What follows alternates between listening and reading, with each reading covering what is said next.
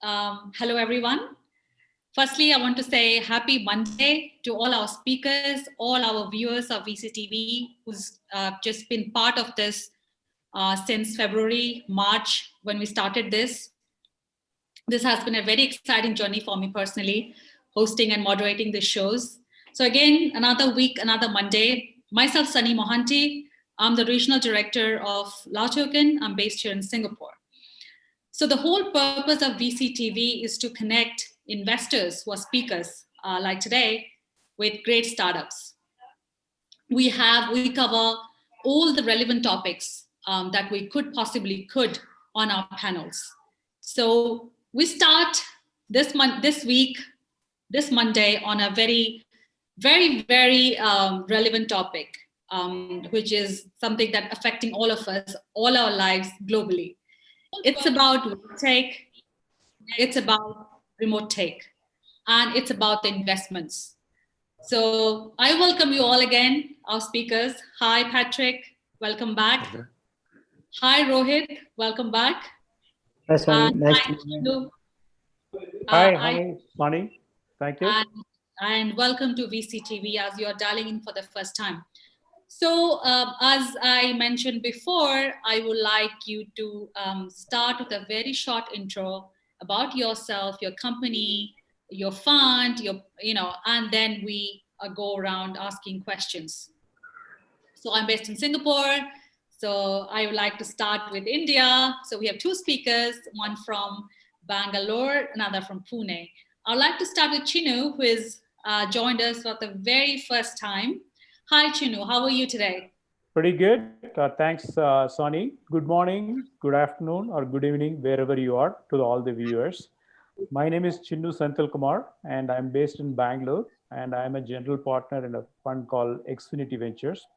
So Xfinity Ventures is focused on B2B technology, enterprise technology. So we have invested in 23 companies, and we have 20 active portfolio, and ranging from AI, cybersecurity, cloud infrastructure, enterprise software, AR, VR. And interestingly, some of them touch into Worktech and Remotech, actually. I'm very happy to talk more in the conversation, actually. Thank you. Excellent. Thank you, Chinu. Thank you for that, and welcome to VCTV.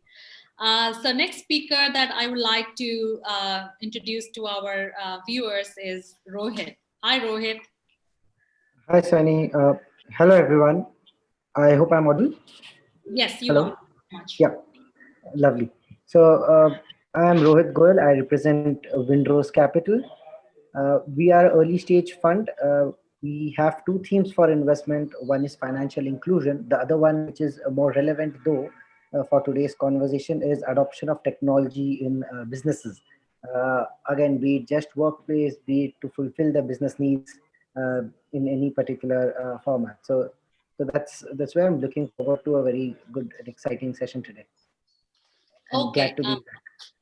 Yeah.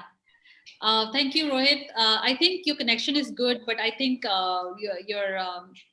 your phones are a little, mic is a little clear. But yeah, thank you for that intro. Last but not least, we have Patrick all the way from Canada. Hi, Patrick. Welcome back. How are you? I'm great. Thank you for joining me. So I'm Patrick Poirier. I'm currently in Canada, yes, but planning to move to Singapore, which is where our fund, Dragon's Vault, is located. We're a globally distributed investment fund. We invest in very early stage companies, but also in entrepreneurs specifically, even at the concept stage. We invest also in cryptocurrencies and crypto assets, and we leverage that when we make investment in startups and entrepreneurs. So we operate very differently than most of the rest. And we are very early. We started, we incorporated just a week ago. So we haven't made like significant investment in startup just yet. All right. I can hear some sort of conversations going in the background. I hope you haven't opened a session, another session somewhere on the side, because I can hear myself talk. So just wanted to highlight that. Okay, welcome, Patrick. very interesting. It's a fund that they invest in cryptocurrencies, blockchain, traditional tech. So Chinu and Rohit, just a quick question: Are you guys technology agnostic? I mean, sector agnostic, technology agnostic, or you are specifically avoiding any technology? Just to be clear. We are technology agnostic as a fund. So, and also as long as it's bringing adoption in technology in businesses, so we're also sector agnostic by that sense. Excellent, excellent. Chinu, what about you? So we are actually technology agnostic, but I think in terms of investment focus, we are focused on B2B, and we don't look at B2C actually. Oh, okay. It's only B2B. But Yeah. what about blockchain technologies, the new age technologies? Are you So we have looked at them, but we have not been able to invest so far. Hopefully in the future actually, but we are actively looking for that actually in the fintech space. Excellent, excellent. Good to know that. Good to know that. Great. We are all set in terms of introductions, and I know, like, who is into what sector. So Chino, I'd like to start with you first, because you've just been on our show for the very first time, and people are really excited to know more about your investments. So what are your recent investments in the space? What's it? So first of all, before we jump into that, sorry, my bad. Before we jump into that, just tell us overall, what's the Worktech means, what's Remotech means, and how the future of work is going to look like. Okay, it's very interesting. Just elaborating what I said a little bit earlier in my introduction. So we have invested quite a few companies in different geographies. So our portfolio companies, some of them are in US, some of them are in Singapore, some of them are in India, and their customers, they are spread all over in US, Europe and Southeast Asia, Japan. So we are able to see the glimpse of the transformation happening, especially because of COVID. And so I'll kind of divide into two areas.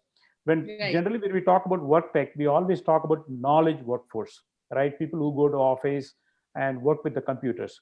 But what about other segment? Like, for example, what about factory workers? How they are impacted actually? What about technicians, right? So some of our portfolio companies even address those kind of challenges actually.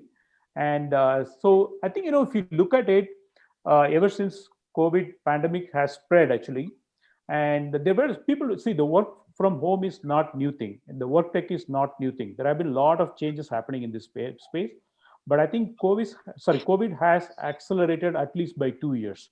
So whatever we were thinking it will happen by 2 years, it's happening now itself. Okay. So the second point is unanimously what I have been hearing from all my portfolio companies and their customers, the productivity has improved when you have this kind of environment. Okay, meaning have physical office, have virtual office, people working remotely. So I think whatever the feeling people had, the management had, that thinking like if people work from home they may not be productive. Actually that's kind of a myth which has been broken actually. The other thing is, all over the world, I think the infrastructure to support this work from home remote tech suddenly got the attention, right? If you look at cyber security, if you look at certain gadgets, and also the well-being of employees, because see, if you come to work, there are three things you come to work. One, you come to do collaborative thinking. Second, community, because when you come to work, you're not just coming to work, you meet your friends. There's a social angle to that. Then actually connection, actually these are the three things which really happen in workplace. So how do you replicate when you do half of the workforce which come to office, half of them are working remotely, right? You have to make sure that all these parameters are met actually. I think in my opinion technology plays a very big role, ever more than before actually, and it is an exciting and interesting space. And I think I have seen a lot of investors talking about more in this space more than before actually, and I can talk about more examples as we go along actually. But I think in terms of workforce, like I said, ranging from like professionals, doctors, how do they do the work? The technology is talking about it, like, because in pandemic times like this, you're not necessarily going to visit doctors because or hospitals because you're worried you may get infected actually. So then actually like the telehealth, tele-checkup actually, there's a lot of investment, at least talk of investments happening there actually. And similarly, like in every aspect of it, Even actually, we have an interesting company which gives corona disinfection device for law enforcement agencies actually. So I think, innovation is really needed in this post corona world actually. That's what I look at it actually, and technology will play a much bigger role actually. Absolutely, absolutely. I totally agree. Technology has played an immense role, in this bringing this, deciding on the future of work for all of us. And as you rightly said, partly office based, partly because of social distancing, partly office based, partly virtually based. I mean, this technology has to play an important role. So, sorry, I think you just missed out one thing. So, what are your recent investments that you made in the last 3 to 6 months during this? So we invested in a company called Vernacular.ai. It's about 3-4 months back, and right in the middle of in the COVID time. Actually, this is basically AI-powered voice automation. Actually, in fact, that also helps in this Worktech related area, because I think if you look at call centers have been impacted actually, Yeah. and with this solution, actually, you are able to give 24/7, and also not so capex intensive, because call center is very capex intensive, and you are able to improve 24/7 and also improve the productivity there. Also, it offers multilingual actually, regional languages actually. Right. So that's a recent investment we have done along with Kalari and others actually. Oh, excellent! So it was made during the time of the pandemic. Correct. As AI-based call center software. Correct. So in addition to that, many of our portfolio companies received follow-on rounds where we will also participate. There are about 4 or 5 companies which received follow-on in different sector. One is cybersecurity. The other one is which is related to autonomous vehicles, which may not be related to the topic we have here. And there are few companies received follow-on rounds term sheet actually. And there is one more company which is in the digital marketing space. It may be touching upon this because there is a lot of spending which has been focused on offline market space. Marketing is shifting to online marketing. So there is one company which received term sheet, and we are trying to close the round actually. I think that's very relevant. Digital marketing. I mean, from Correct. offline to online. That's the new norm of working. Exactly. Yeah. So we would like to know more about it in a later stage after I Sure. to other speakers. Thank you, Chinu, for that. Rohit, over to you. So please tell us what are your perception? What are your thoughts about the current trends in Worktech, Remotech, and what your current investments into that area? Lovely. So, in fact, one very good point that Shinu brought up, and this is something we have been experiencing ourselves as well, is this was acceleration of future of work, right? Things we were anticipating 3 to 5 years from now are now like in the 6 to 12 month horizon. So, so that's a very good thing that has happened. When it comes to Worktech and Remotech, we'd like to sort of take as a holistic view, as not just technology that's enabling remote working, or technology that's enabling working, but also technology that's helping any business fulfill its entire sort of objective. So be it sales, like you touched upon, right? Digital marketing, we are seeing a good upward trend towards ad tech and media technology companies, and a lot of exciting things happening there as a sort of a follow-on effect of more digital presence by businesses. We are seeing unprecedented amount of businesses moving towards online commerce, and even the more traditional ones that were reluctant are now moving.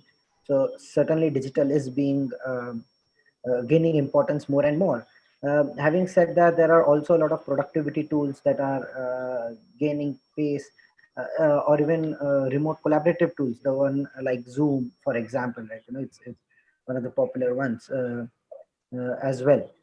So a lot of exciting things happening as far as, like, given the current situation. Again, looking forward from a work tech perspective, I personally subscribe to the Kai Fu Lee's version of future of work. So there will be a lot more technology which is going to come in very soon. It is going to be intimidating for people initially, because people will have to learn to work with technology or learn to work with AI, for example. So the future is human plus AI, as in it's not human or AI. It's the collaboration of the two, and I see that happening, and I'm very excited to see that space. To come to a couple of portfolio companies that we already have in this space, One of our portfolio companies is actually helping the likes of a Big Four to actually, use technology to be able to sort of reduce the amount of manual work and the low brain activity type of work is just skimming through documents, collecting or gathering information, and is sort of taking that all entirely online and in a digital manner. That one's called Pressily. Another one is actually in the financial services sector and is effectively enabling people to run asset management and wealth management businesses without having a physical office of their own. So right from customer onboarding to customer servicing. So end to end happening completely digitally. So more like it's enabling independent entrepreneurs who can then sort of go ahead and start their own wealth management practice of sort or investment practice of sort. So Wow. that's another one called Nivesh.com. Now Nivesh is a Hindi or Indian version I of know. investment. It's just for the broader audience out there. Right, correct. So So it's that's called. interesting. Is it e-wealth management then? Is it called electronic wealth management? So this one is actually more of a enablement platform. So it's enabling people who want to run the entire wealth management shop of their own independently, Ah, okay. so that you could have your local entrepreneurs because see, these things are driven by advice and trust. So the idea is you have got a lot of mom and pop advisors who are completely offline and Yeah. who are sort of losing to these larger players and large wealth management people. So what happens is the negative side to it is that the so only the top 1% or 2% of the population get services from the top service providers, but there is this whole middle of the pyramid of sort population, which in India right now is around 80 odd crore people, for whom it gets difficult to get access to good quality service for such things, and they then have to depend on these mom and pop single individuals who are not able to give the same quality of service. So this technology is basically helping them sort of have a full-fledged back office of their own with all technology things that a large player would invest into. So if So I understand correctly, so this platform is enabling people like us directly to invest, giving I mean decision making or yeah, so there the investments are your standard ones, right? Investments in mutual funds and debt products, not exactly high risk yeah. investments like startups or not exotic products, but those are your traditional equity and debt products that are available in the market. So the target Right. audience there is actually the masses or the mass affluent and below category of people. So let's say anybody who's earning or who has an annual income of as low as 2.5 lakh Indian rupees, or in dollar context, somebody having annual income from let's say $3,000 to $4,000, all the way upward to people having annual income of about $50,000 or so in India. Got it. So these Yeah, people beforehand they didn't have access to these facilities because they had absolutely. access to offline agents, so as to Agents, say. yeah.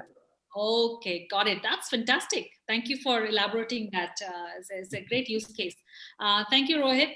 Now, I would like to start with Patrick to just enlighten our speakers, our viewers, and our co-speakers about the trends in remote tech, work tech, the future of work, and the investments.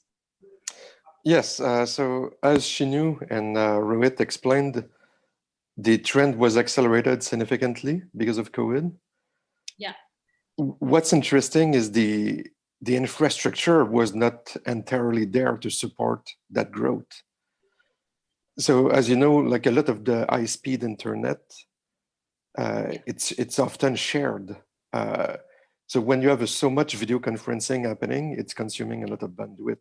And depending on the time of the day and your localization, you may not necessarily have the infrastructure that is there to support all this remote work from home. So it's interesting to see how it affects country to country. Because like I know that for North America, we're pretty well there in terms of high-speed internet access, but there's probably part in Southeast Asia that are not always that lucky, depending especially if you're outside of the main cities. It may be a bit more tough to support all that new demand that is coming through the bandwidth itself. Yeah. I know, for example, Elon Musk is launching Starlink satellite support. And they've released some tests recently that the delay is a little bit higher than what they wanted. Okay. But all this is necessary in order to support the continued growth. So it's not just the software tool to enable you to work remotely that is needed.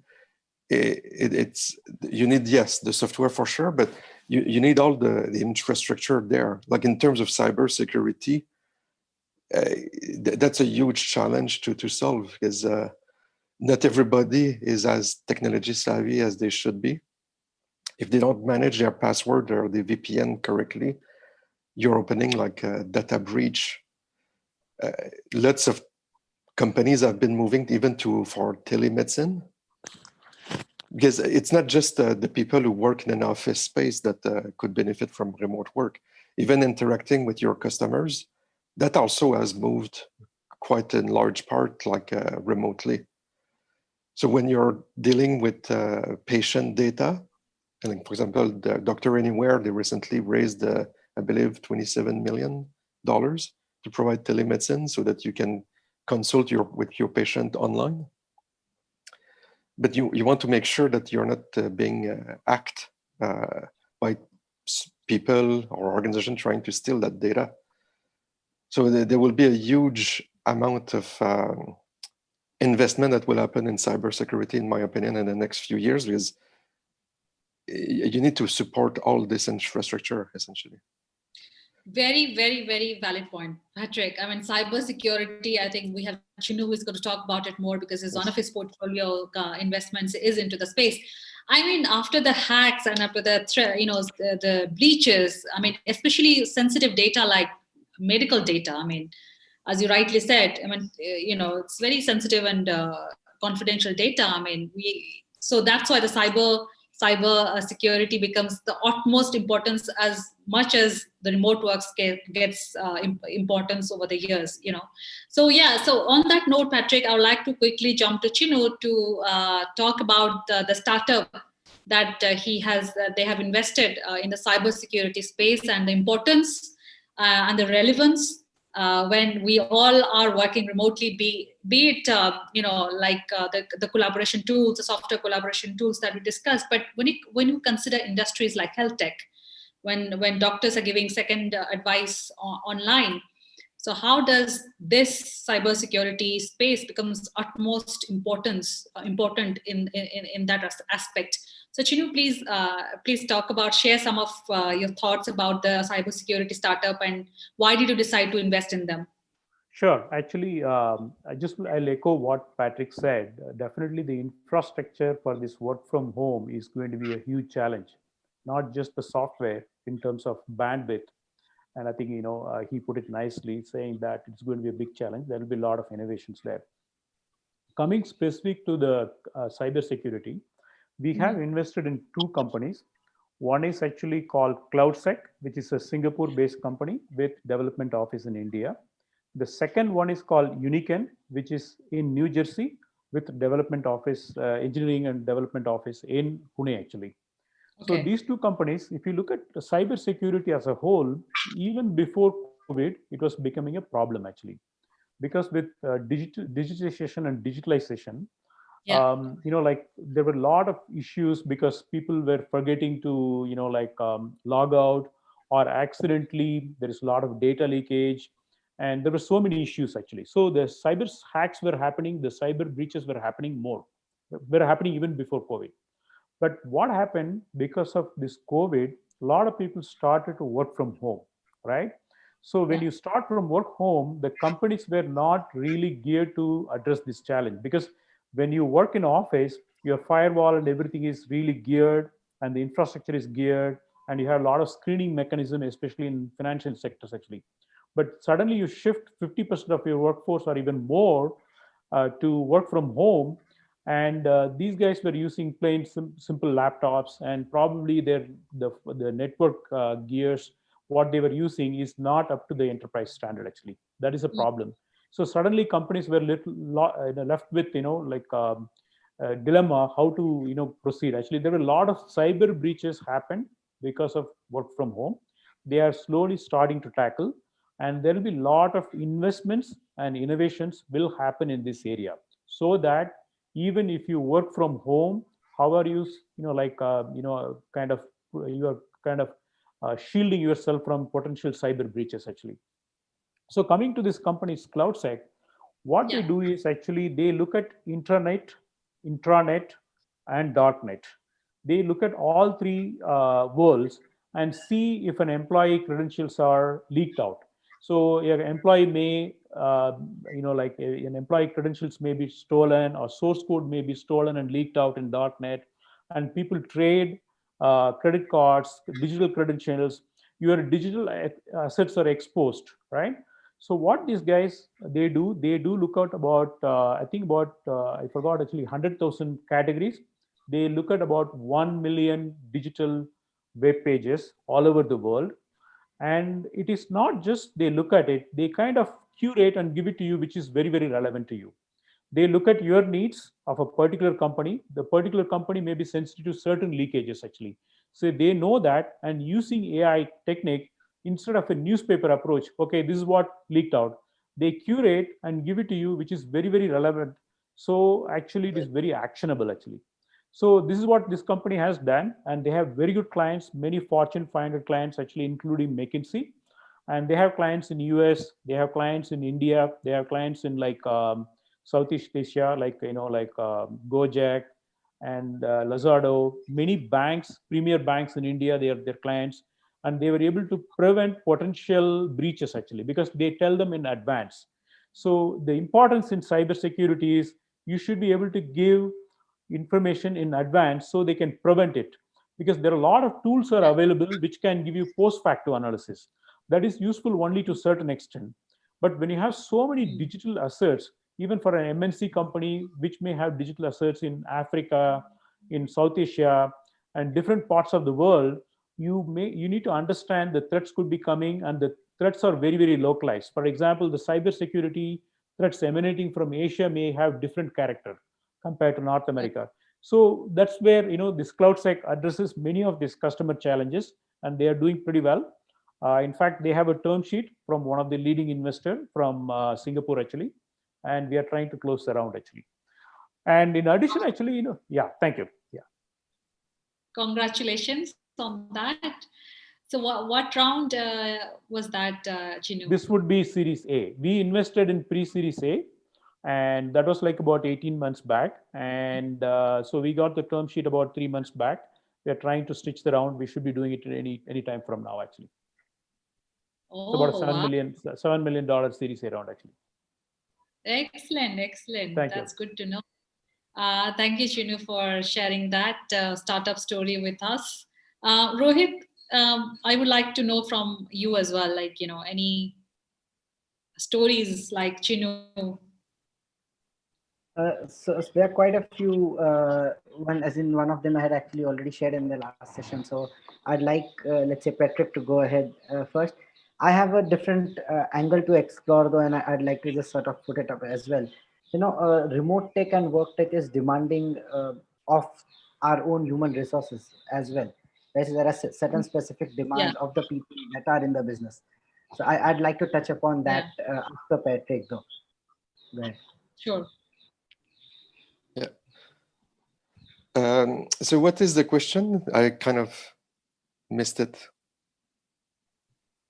So Rohit, was it a question for Patrick? Sorry, I missed that as well. Okay, I'm sorry if I wasn't clear. So I was like, I'll touch upon that. I really don't have any fresh thing to contribute as far as the question you asked me. So I was like, if you could ask the same question to Patrick, and we could explore this other angle later on. Okay, sure, got it. Thank you, Rohit. So Patrick, so basically we spoke about cyber security. So tell me about. Let's talk about crypto and blockchain. So what's happening in the space, and do you think crypto or blockchain technology has any significance, if at all, in Worktech, Remotech space?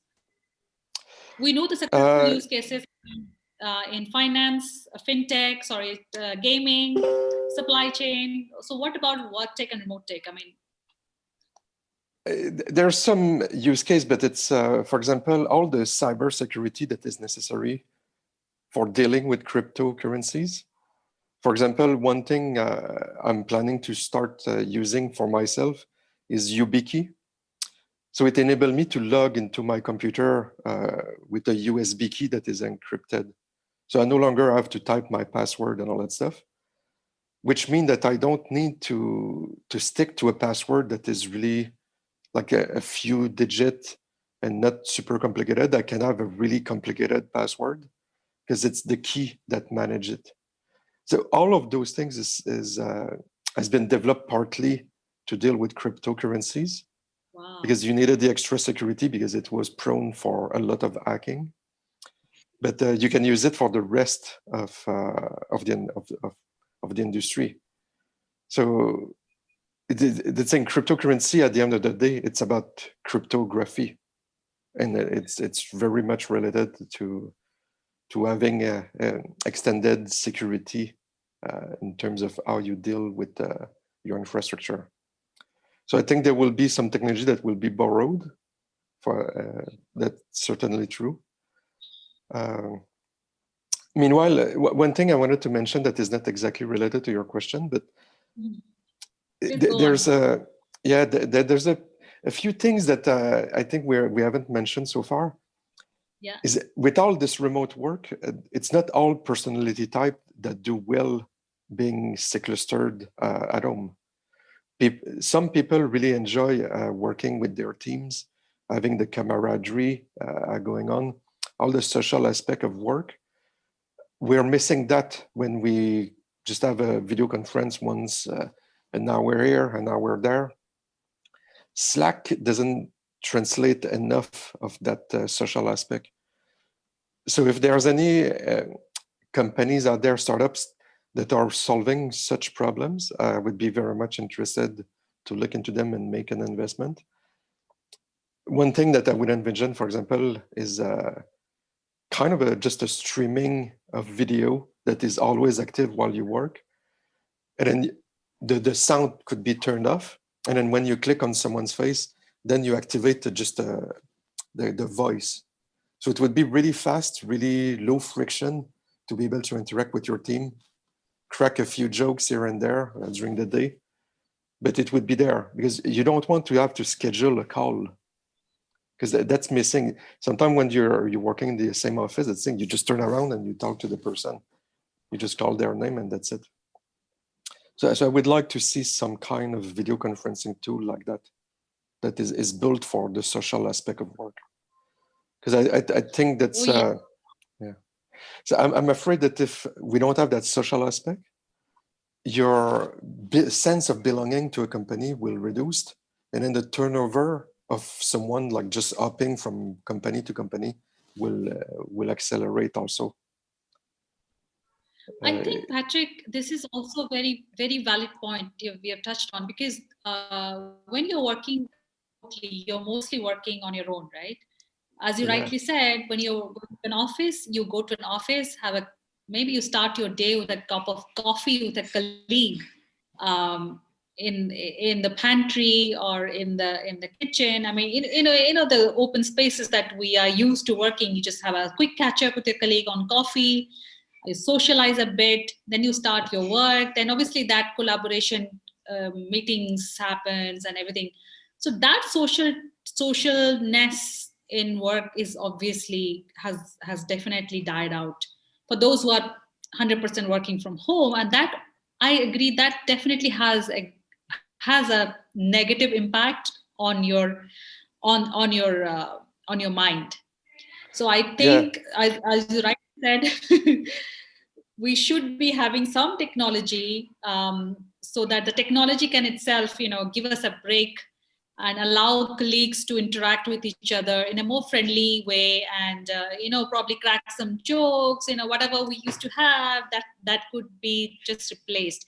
But still, that makes me to think the way that we are operating now, is it really going to be the future of work?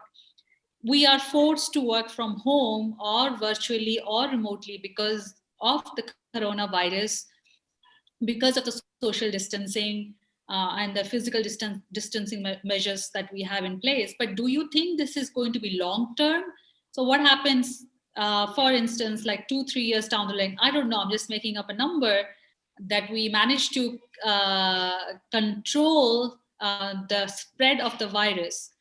I think human beings are very social beings. Do you think we are going to be still virtually talking to each other like this on a panel, or do you think there'll be more physical, sort of conferences which we had before before the coronavirus thing? Because again, it comes to the mental health of individuals because of the lack of social interaction, a lack of those impromptu gatherings that we used to have at the workplace. That still has a lot of impact on a human being, the way we think, the way we work. So what are your, it's a great point, but again, it's a catch-22 situation because we don't know what's going to happen. Anybody wants to highlight on this point? So, Rohit, Yeah, please go ahead. Okay, anyone? Yeah, I could go for just a quick minute. It's economically speaking, it's been demonstrated that it's good for companies to have remote work because now they can start downsizing a bit of the rent. They could subsidize a little bit of your home office. And in terms of commuting, there are people who spend more than an hour just going to work. That's an extra 2 hours a day when you go back and forth to the office. So I don't think that trend will start to disappear that quick because a lot of tech company announced that they will continue having their employees be remote workers even after the pandemic is over. And the reason I'm saying it's economic. So I don't think it's going to go away. So we need to adapt and bring back that social aspect. Definitely. It may not be entirely widespread. There will be office space that still remains, but it may be still that you go to the office maybe 2 or 3 days a week, as opposed to be 5 or 7 in some case. So there will definitely a trend that will subside even after the pandemic is over. And if you're going to if you're going to be in the office just for 2 or 3 days in a week, why would employers need to hire such big buildings? Exactly, there will be downsizing for sure. Downsizing employees or downsizing of the office space? Yes. So sorry. Footprint. The commercial footprint, and we are already seeing that happen. So I've got a lot of friends and connection within the real estate industry, and they are quite concerned about how is this going to shape the long-term consumption of office spaces across different geographies. Yeah. So I think Patrick covered what I was going to say. That's one major aspect, that just the economics of it would ensure that the capitalist engine would keep this work from home way longer even after the pandemic. There's another aspect to it which is also greater driving force is this work from home is actually enabling slowdown in urbanization, which is something which is also quite good for the planet at large, and sort of eases out the stress on the physical infrastructure. Of course, digital infrastructure is still a challenge at most of the places. But then again, with rollout of, let's say, new technologies like 5G, etc., coming up, the bandwidth infrastructure problem is not going to be there for long, right? In a couple of years, the remotest of places, you will get great quality connection, and working remotely will not have any infra issues as such. Yes, security issues, definitely that's a different ball game. But as far as the ability to do your work is concerned, that I think so is pretty much there to stay. One thing, and you correctly brought out, that there's this whole anxiety and an emotional aspect to it. What shift I see happening over a short to medium term is basically the way people are hired is going to change, right? So are new employees more attuned towards work from home versus employees who are not? So that's going to become a very important sort of a scale on which to measure prospective employee success within the organization. So are they, and because it's all the temperament is all very individual, right? Some people are able to cope up with it very nicely. Some people love working alone. Some people can't work without that atmosphere. It goes back to I remember going back to my days in college, right? There were some students who used to study in groups only, whereas some of us people like me used to study all alone. I need zero distraction when I'm working. Uh, Right. so, so it's very individual to individual there, and hence I feel the way we are hiring in future is also going to change. Of Just course. Yeah, I have a point to add to what Rohit has mentioned. Actually, the hiring is going to take a different dimension, actually, because it's no longer going to be the conventional way of hiring. In fact, one of our portfolio company called Edge Networks, which focuses on hiring in the new age. Even before COVID, they were focused on hiring in different setting for IT and knowledge workforce. With COVID, actually, we are all talking about, it is going to be more and more distributed teams. In a distributed teams, the personality what you require is going to be different. So you have to make sure you find the right talent from millions of resumes actually. So these guys are building a knowledge graph based on many softer aspects actually, and which Mm. companies can utilize. In fact, they have very good clients in this regard actually. I think the hiring pattern is going to be different, the way we do hire, because the workforce is going to be a mix of people who are going to attend office, who are like preferring to work from home. I think to Patrick's point, I do agree with that. From now onwards, now that the workforce tasted the blood, at least portion of it actually, they will insist, look, I'm actually producing the same kind of results or even better than before. So let me work from home. I think that is going to happen. So I think, I don't know what is a percentage, a significant percentage of workforce will work from home. So I think the infrastructure, everything will move towards that. There will be a lot of innovations and everything actually, correct? So in fact, even going to the extent people are spending more on their home offices, because if you're going to spend a lot of time in your home office, then you may have a better office, right? In terms of Yeah. lighting, in terms of gadgets, how do you control your AC, fan, all those things actually. The other aspect is actually, how do you make sure that you constantly engage these teams, like they were talking about, both Patrick and Rohit were talking about. I think we need probably better video conferencing tools so people feel more socially connected.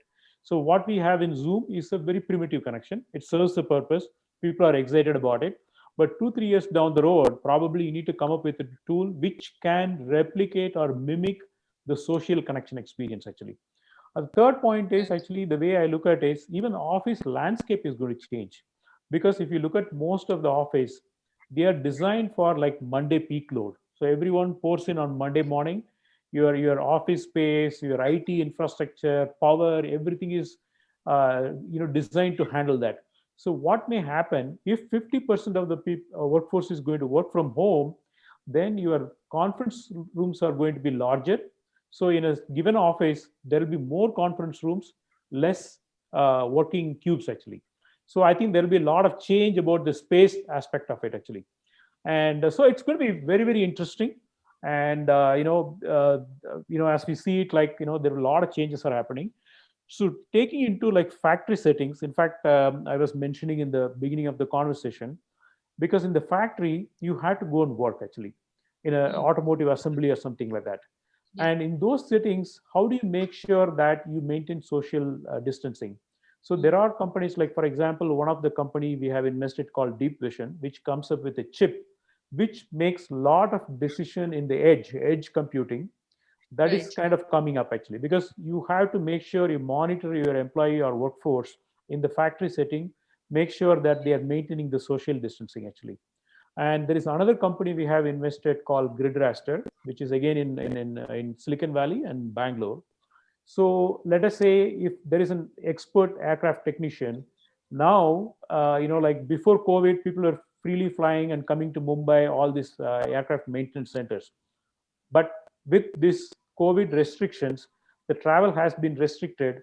So what is happening is the AR VR technologies, they are coming into the play. So one technician, expert technician, will sit in place like Singapore or maybe Paris. Then actually, he will actually, like guide another technician, say in Mumbai. He can wear the glass and he can walk inside the aircraft to make sure the depth of the problem. It's not just showing picture. Actually, if there is a dent, he can actually see the dent. So actually the work gets done through remote work. So there is a lot of technologies are coming to make jobs easier. Probably you may have better time, free time with all these technologies coming from, with disruptions. That's what I look at it. I agree, Chinu, because I saw somewhere like all these factories are the human beings, the workers are replaced by robots. Correct. In a That is another warehouse. topic altogether. That is completely automation actually. But the way it is trending, I think the step is going to be, there will be human beings, sorry, there will be robots, then there will be some human beings. Then maybe 10, 15 years down the road, it may completely get robotized. In fact, I heard dark factory concept, which is slightly different topic, where they are turning off the lights. You don't need lights for a factory where which is completely manned by robots actually. That is like probably a little longer actually. I think it is going to be a hybrid model. I think Rohit was talking about it. In every aspect, you are going to live with AI or robo. And I think the workforce have to get trained to work with this in parallel. That's the way I look at it actually. Next 5 to 10 years. Yeah, the future looks very robotized. Correct, correct, And correct. I was also looking But at it's the not robots. nothing to be scared about it. But I think definitely it is going to be that's the way the model is going to be hybrid. That's the way I like look at it actually. Absolutely, absolutely. We have to embrace technology and we have to Mm-hmm. embrace the future. Because of this crisis, we have human beings. We have obviously learned a big lesson. Other day also I saw a video on trending on LinkedIn about drones delivering, doing the Correct. delivery. Yeah, so that's something also coming up. And Singapore is very pro in those areas as well. So we have lost Rohit as well. I think he's not here. I think Yeah, I probably think his internet he's connection was probably, yeah. his internet connection is a bit weak, I guess. I mean, he's going to join us back soon. So we are nearly like 10 more minutes. But before that, I would like to know, Chinu, I mean, are you looking, so what's your roadmap in terms of investments? Like, what are you looking to, where are you looking to invest your money in the next 6 months to 1 year? Or in terms of the sector focus or region focus or in general? Yes. Can you tell us what regions are you looking to invest in and what sectors and are you looking to invest in the So next 6 months? definitely, if you look at it, actually, we have been investing the cross-border startups. So we have been investing in India-based domicile companies, and we Yeah. have been investing cross-border. So out of 23 companies, 10 of our companies are like cross-border, like US, India, like that, right? Okay. And we have another 10 companies which are completely domiciled. I Yeah. think probably we'll look at more Southeast Asia focused. The company may be domiciled in India with customers outside of India actually. So, for example, like some of the companies, they are starting to have clients in South Asia, because Okay. what is happening is that digitization is happening rapidly in South Asia. So that brings up a lot of opportunities in Southeast Asia and South Asia actually. So that is one area. And second, actually, we have been looking at this COVID impact sectors actually. So for example, we have one company called Madstreet Den. Though the general retail sector has been beaten, the physical stores model, this company is doing very well because they are enabling online retail actually. I think that's what Rohit was telling. I think even Patrick was telling. So when companies are switching from offline to online model or maybe a hybrid model, that is an interesting space we are looking at. So we'll be looking at companies which are helping or aiding or enabling or accelerating digitization. That will be of very, very interest to us actually. Definitely, we are looking at Southeast Asia focused companies, customers coming from Southeast Asia, and we'll continue to invest in AI because I think AI has become in every sector AI is driving. You take financial sector, you take agriculture, you take cyber security. So we Yeah. actually like AI driven improvements in different verticals actually, because we have Yeah. invested 4 or 5 companies in that space. So we have one company called Locus, Yeah. which is actually AI driven logistics. We have companies in AI driven retail platform. So we may extend into different verticals actually, business verticals. I hope that answered your question.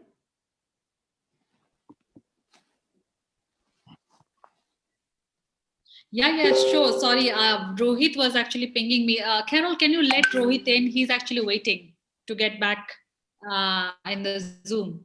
Carol, you there? Sure, I just did it. Yeah, Welcome. Rohit is waiting in the Zoom. Yeah, that perfectly answered my question. I'm sorry about the distraction. I was taking note and attending Rohit as well, which is his Zoom. That's one of the challenge of the technology, right? Exactly. We So were talking Yeah. about infrastructure challenges. Actually, that this is an issue. Actually, Zoom calls having problem with bandwidth issues. Exactly. absolutely. And his Zoom crashed and he's back now, I guess, again. But yeah.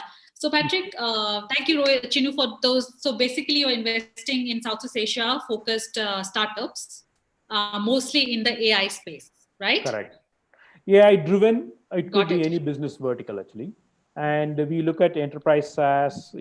Pretty much anything in B2B, technology driven B2B companies. Technology driven B2B company. Perfect, because we have a lot of startups in Southeast Asia who are looking for investors like yourself. So basically what I'll do after this session, I will share more details about the startup so that they can reach Sure. out to you. We're happy to look at you, it actually. yeah? Okay, great. Thank you, Chinu. So Patrick, so what about you? So where are your investment focus lies in the next 6 months to 1 year? The thing for us, since we make investment in crypto assets, we will continue, for example, investing in HODL commodity. That's kind of a crypto asset that came out a few months ago that is extremely innovative because the price doesn't follow supply and demand. It's essentially, it's programmed to the coin that it increased by a small amount every transaction. So it's really innovative and it's really good for long-term savings. So we'll continue pushing those investments. Meanwhile, in terms of equity investment in startups and entrepreneurs, we're quite agnostic in terms of sectors. Obviously, we like things that are related to data and the entire data pipeline. For example, collecting the data, storing it, processing the data with AI. It's all important, and all the cybersecurity and privacy around this entire pipeline is important. Since this is a talk about remote work, I would be more than happy to look at deals that are related to pair programming and software to help this aspect. I think it will continue to improve. Some other things that might be of interest to us also, as we mentioned, like in terms of factory work, one thing I've seen is that you could have a human being with a suit that take control over a robot remotely. So the robot could be in the factory and it's basically could be just a set of arms. And since the AI technology is not always perfect in taking decisions, it could do part of the work that is easy to kind of automate. But then once you reach a point where it's not super clear what should be done, that's where the human being is patched in order to take control of the robot for a short term. I've seen a company specializing in this, for example, self-driving cars. So the self-driving car technology control the car in long stretch where the risk of failure is low. But then you have a human being that take operation control over the car remotely for the area that are at risk. And I think that's the right kind of model. Because the thing, AI technology, it's really good, but it's still, the human brain is still a powerful piece of hardware that hasn't been fully replicated yet. So it makes sense to try to have hybrid human in the loop models. Yeah, thank you. Thank you, Patrick. So Rohit, are you back? Are you back now? Yes, I am, Sunny. Excuse the confusion earlier. See, that's the challenge we have when it comes to technology, that's the challenge. But anyways, we have to live with it. So Rohit, I was talking with Chinu and Patrick about their investments they're planning to do, the money they're going to push in the next 6 months to 1 year to come. So they shared their roadmap with us. Like Patrick is more into crypto, as I say, HODL currency. I know that for sure. and Chinu is mostly investing in Southeast Asia in tech space. So what about you, Rohit? What's your investment roadmap looking like? So we are a bit more focused in terms of geography. So we are looking at investing within India only, and again, B2B tech is one of our favorite spots as well, very similar to Chino's. And uh, as I mentioned earlier, right? So one of our primary theme is greater adoption of technology by businesses here in India, and then or businesses based out of India with having leading to technology adoption across. So. Yeah. So that's so to say our focus, and that's what we sort of plan to go ahead and do. All right. Can you guys hear me? Can you guys see me clearly? Yeah, I yeah, can see. yeah. Yes. I have no problem. Yes. I can see Rohit, I can see Patrick, but I can't see Chinu for some Oh. reason. Oh, now I can. Okay. I can see you now. Thank you. So I hope I'm audible and visible. I just want to make sure, because just like Rohit, I just don't want to be just talking to blank screen. Thank you. Well, this is where actually, like Patrick was telling, that you need human connection actually, right? Because there are a lot of things AI cannot solve it actually. So you need the human touch. Yes. Absolutely, absolutely. Thank you so much. This obviously we just have 4 more minutes left before we close the session. I would like to know what's your feedback about our VCTV. What did you like about the VCTV, and what do you want to see more on our VCTV? Chinu, over to you, please. So I think definitely I looked at your teams, the topics, the past ones and the future ones, and I also looked at the speaker list. I think you bring international. I mean, you bring speakers from different geography that definitely appeal to me rather than specific geography. And second, actually, like the lot of themes which kind of correlated with our thesis. Like I'm going to be in one more panel, medtech related actually, and I have seen deep Yeah. tech. So there are a lot of things which appeal to, our fun thesis actually. These were the two reasons actually I liked it actually. 2-3 things I liked about it. Excellent. Thank you so much. I really loved the insights from you. I loved the way you explained how your investments were done during the pandemic into this portfolio companies. And I would love to have you back on our panel. Sure. Thank you. Definitely. Thank you. Thank you. Great. Rohit, are you there? Yes, I am. Coincidentally, Rohit, are you there? Was my first ever email ID that I created as a kid. Oh, is it? Yeah. So for some reason, the way you said it out bring about my childhood memories. Nostalgia. Yeah, nostalgia. Lovely. So, sorry, what I love about the show is two different things, right? One is the focus in terms of topics. So there are a lot of VC interaction shows. We've got fireside chat and the Ask Me Anythings, but they are all very broad based. What you guys have done fantastic is keep it to specific topics. So that really packs in a lot of value. That really enables true insights to come out. And on that note, the second point that I really love is the whole diversity amongst speakers, right? So I was here in the previous session also, and it's just that getting to learn and hear other people's perspective from diverse backgrounds and diverse geographies with diverse worldviews of their own. So it really helps us also, and I believe it also is giving viewers like a great insight and like a very holistic position on these very specific topics. So I think that two combination of these two is something really valuable, and I appreciate what you guys are doing there. Excellent. And Thank thank you, you for Rohit. having me. Thank you, Rohit. We look forward to have you more on our panels, because we really like the insights that you share and the fun that you represent. We would obviously like to have you more on the panels, because we have founders and startups who have reached out to us asking about you. So yeah, definitely having you on our forthcoming panels. Thank you so much. Last but not least, Patrick, what are your thoughts about this VCTV format? It's great. I like it. Once in a while, I think it would be nice to have questions that all three of us answers, and hopefully there's disagreement. It would be great to see a bit of argumentation, one side or the other, to see two sides of a coin. because so far we've been all agreeing on almost everything. So it would be good to, I think, the viewers to see that things are not always black and white. It would be nice. I'd be curious also to see some questions from the audience from time to time. I don't know. It would be great to be able to answer specific things that they want to hear about. Yeah. I'd be curious. So yeah, absolutely, Patrick. Noted on the disagreements between the speakers.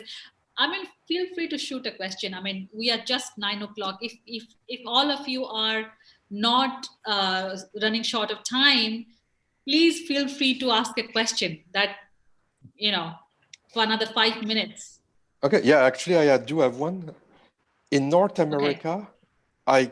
I have a feeling that there might be some slight de-urbanization, people moving out of the city to the suburbs, because if they're allowed to work from home, there might not be enough reason to pay the high fee of being in the city centers.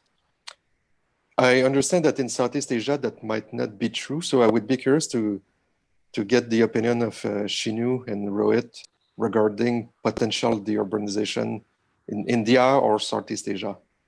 So I'll take this, Patrick, and I'm sure Rohit can add actually. So I lived in California for about 10, 12 years before relocating to India actually.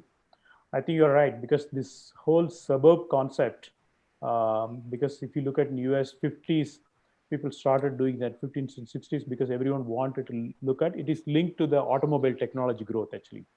So I think in India case, it is not necessarily related to automobile or even Southeast Asia or South Asia. It is going to be probably digital infrastructure. If the digital infrastructure is going to be prevalent, then actually it enables people to work from different parts. So there is something called tier 2 and tier 3. So companies have been talking, like we'll move out of Bangalore, go to a city called Mysore, which is about 100 kilometers from here. And it was mostly in the talk, but I think slowly my expectation is COVID may drive that actually, because I think people have realized, our workforce has realized that as long as I have digital infrastructure, I can work from smaller cities and stay closer to my home actually. So it is happening, but I don't know whether it is going to be as big of a transformation like what happened in North America actually. But yeah, nobody likes to be in a big city, be it a Mumbai or Bangalore, because it takes 1 hour one-way commute. So yeah. It takes about a couple of hours back and forth commute for average IT techie in Bangalore actually. Great points. I think I had read an article in Forbes regarding people moving to more villages and countryside. But yeah, please, Rohit, share your views on that as well. So, instead of just sharing views, I am a sort of a living example of that happening, Patrick. So I am about 120, 130 kilometers away from the sort of the financial capital of my country, right? But I chose to set up my shop here instead of there, simply because. And what I've also noticed is, earlier I had concerns about hiring good quality talent, right? Because who might want to come away or outside the financial capital? Any finance profession would want to stay in. But I'm seeing increasingly that the choice of quality of life over the pay only, or there are these multiple factors. People are wanting to live a holistic life. Definitely there is a lot of deurbanization happening, and I think it's happening, very honestly, it's sort of benefiting more in Southeast Asia, because Patrick, unlike in the North America, where even though, like, you have urbanization, but your density of your cities is still far lesser as compared to population density in, let's say, major cities in Southeast Asia, like, be it Bangkok, be it Kuala Lumpur, be it Bombay, Delhi. We have just insane population density. So this whole deurbanization is really going to bring in much more positive impact. And I really hope personally that this thing sort of feeds into a positive feedback loop and sort of results in more and more deurbanization happening, because that honestly I believe is going to improve everybody's quality of life. And as Chinu mentioned, right, so unlike in the North America where the deurbanization trend was led by ease of mobility, with advancement in transportation and logistics, in Southeast Asia that's going to be led by availability of better digital infrastructure. and you could be working in a smaller town or maybe even a very small village, but could be driving the same productivity as you would have driven in by living in a city.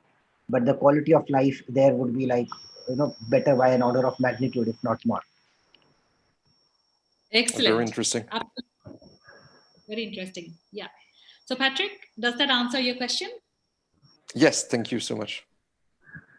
Okay, great. Any other question for from any of the speakers today to the co-speakers?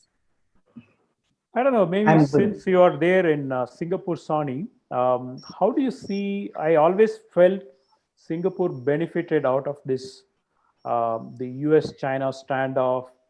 And, see, generally, Singapore has been the financial gateway for South Asia or Asia, actually. And I think with US-China standoff, I think it is going to be even bigger beneficiary out of all these things. How do you see it, actually? Because, the money flow will go through Singapore more so compared to that previous years. Actually, that's what I look at it. Actually, Oh, Chino, you've asked a very how to put it, not a difficult question, but I don't know if I can answer it on the live show. But the benefit of living in Singapore is immense, is vast. I mean, as you rightly said, besides being digitally 100% digital, there's a safety net as well, a smooth sort of regulations, policies, for founders to thrive on. Government is pumping in a lot of money into the startup community so that they can thrive and scale during this pandemic. They have all sort of pandemic funds which are allocated to good startups who bring in value during this time. So Singapore has been, I think, for me, home for last 8.5 years. The reason solely is because it's so convenient. It's very convenient. Especially, I can tell you, we have something called a bank. My personal bank, I will tell you, is DBS Bank. I think they are also in India. So we have something, we have an app called DBS Payla, which is so convenient. Like you can use your mobile number. So within Singapore, I can transfer money from my bank account to somebody with just a mobile number. And it's instantaneous and I don't get charged, or the person receiving doesn't get charged. So after getting used to such a life, when I go outside of Singapore, be it India or any other country, I feel like, I'm missing out. I mean, this is not smart enough. So Singapore has always been smart. It's a smart city. Talking about how Singapore is going to get benefited by the tensions, that I don't know. It's a very current topic. That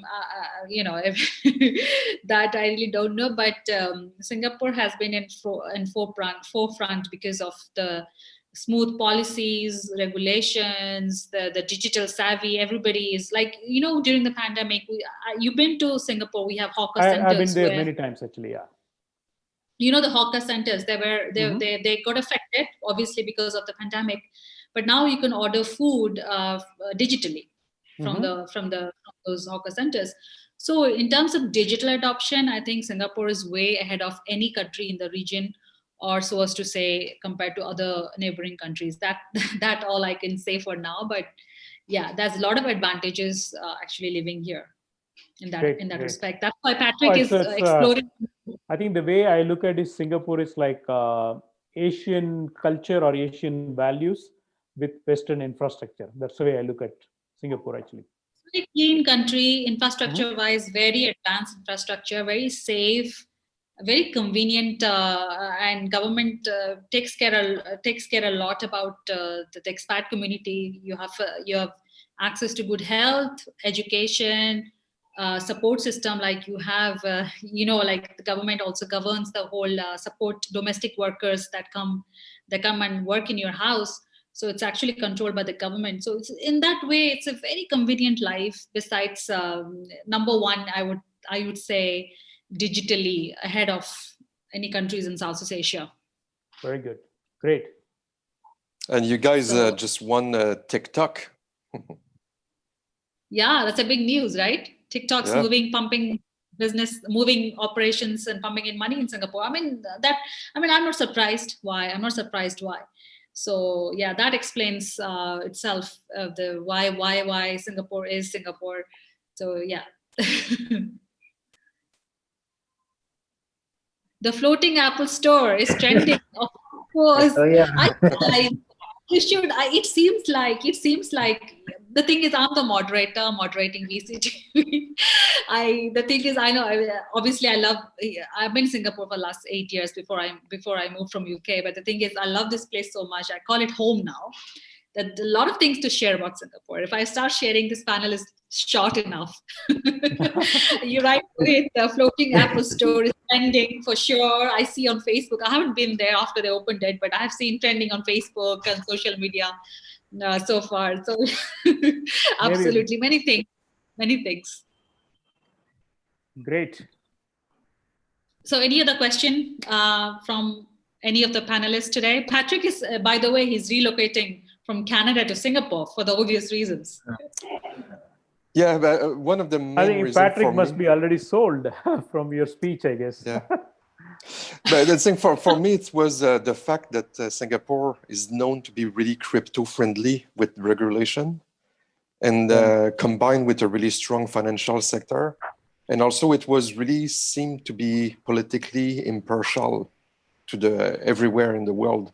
There's good relationship with every country, so that it was important to me when I considered between Hong Kong and Singapore. Singapore came out the winner in that respect. Yeah. Singapore is really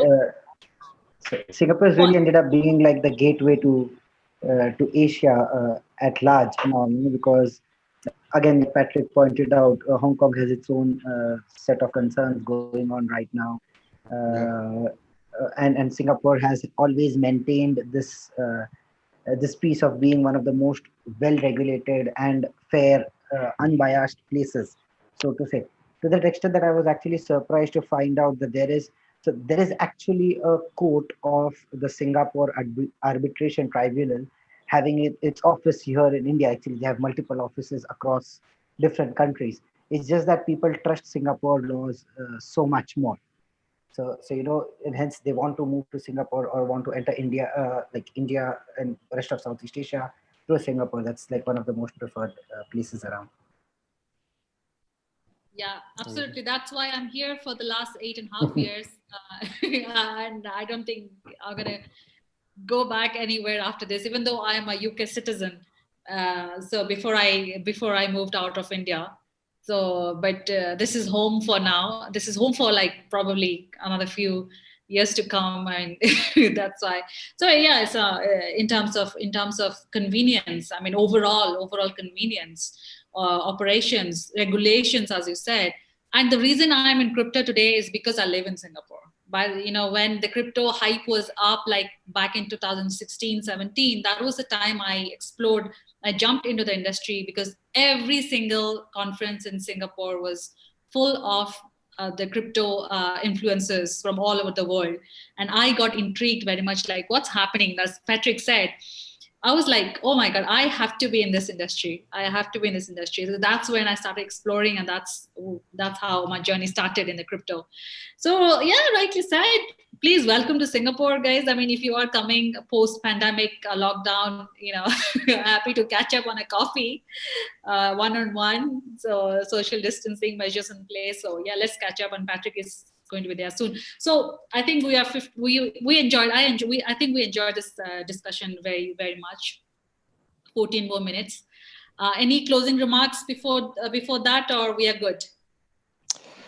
Maybe I would say something is, and that thing, it's an upcoming panel discussion on health tech and med tech. But all this sedentary lifestyle of working from home has a pretty big impact on your body, because you're not exercising, you're not walking as much as previously. So there will be a huge challenge with osteoporosis, because you're also not going outside as much. The lack of vitamin D, that has an influence to bone decalcification. You're not moving much. And as it continue, the remote work lifestyle, that's going to be a problem. And as the population age, all of this will be a big bubble that need to be solved with multiple type of solutions. So I'm looking forward to that panel when it happens. So this is on 28th, right? I'm also on the same panel, I think, health tech, Okay, med tech. excellent. Right. Excellent. Happy to be talking to you, Chidu and Patrick, all over again on another topic. So guys, thank you so much, really making this panel session so entertaining today for me and for the co-speakers as well. And that's why my Monday, at the start of the week, everybody says Monday, you come with have Monday blues. For me, Monday, I look forward to a Monday just because I of can see VCT. that. I can see that. Because of VCTV and meeting people like yourselves, all the big minds, all the smart minds to share information. So you can view other events as MedTech and Biotech. We have so many topics to cover Monday to Friday. www.latoken.com/events. You can just go and tell me, Sunny, this is where I want to be. This is where I would like to contribute. Feel free to reach out to me or my colleague Carol, and we would love to have you back on our panel. And similarly, our startup communities are also looking at your profiles, are also listening in to you today, listening to what kind of investments are you going to do and with what regions you're going to do. So they're going to be reaching out to you yourself via us. So you can see your profiles getting featured on our website, www.latoken.com/profiles. So please feel free to see yourself and because our startup community is looking forward to connect with you. So that being said, thank you so much again, and have a nice evening. And I look forward to have you all on another exciting topic and another exciting panel. Till then, stay safe, stay healthy, and stay happy. Bye. Bye. Same to you. Bye.